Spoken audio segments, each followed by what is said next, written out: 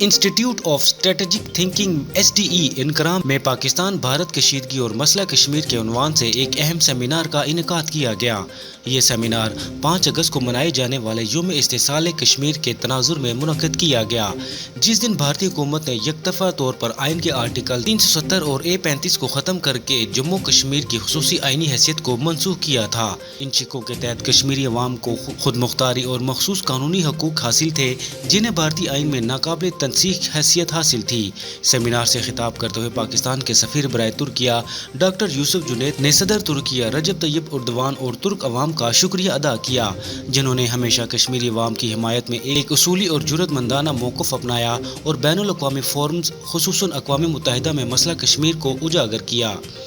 Doctor Yusuf Junaid ने कहा कि 5 अगस्त 2019 के बाद मकबूजा जम्मू व कश्मीर को मुकम्मल तौर पर भारतीय रंग में ढालने और कश्मीरियों को इनकी सरजमीन पर अक़लियत में तब्दील करने की एक ख़तरनाक मुहिम जारी है। SDE के नायब सदर अलपारतान ने अपने खैर मुकदमी कलिमात में मसला कश्मीर की तारीखी जुड़ों पर रोशनी डाली और वाज़ह किया कि ये मसला अक़वाम मुत्तहिदा की सलामती कौंसिल के एजेंडे पर सबसे पुराना हल तलब मसला है, जो आज भी कश्मीरी अवाम की ख्वाहिशात के मुताबिक हल होने का मुंतज़िर है। इंस्टीट्यूट के दिफाई व सलामती के कोआर्डिनेटर अल्ताई मुशात अशेख ने जोर दिया कि बैनुल अक़वामी बरादरी को मकबूजा जम्मू व कश्मीर में इंसानी हकूक़ की संगीन खिलाफ वर्जियों का नोटिस लेना चाहिए, क्योंकि इंसाफ के बगैर आलमी अमन का तसव्वुर नामुमकिन है। तुर्क सहाफ़ी मोहम्मद उज़ तुर्क ने अपने खिताब में इस बात पर जोर दिया कि मसला कश्मीर का हल अक़वाम मुत्तहिदा की करारदादों के मुताबिक आज़ाद और गैर जानिबदाराना राय शुमारी के ज़रिए किया जाना चाहिए,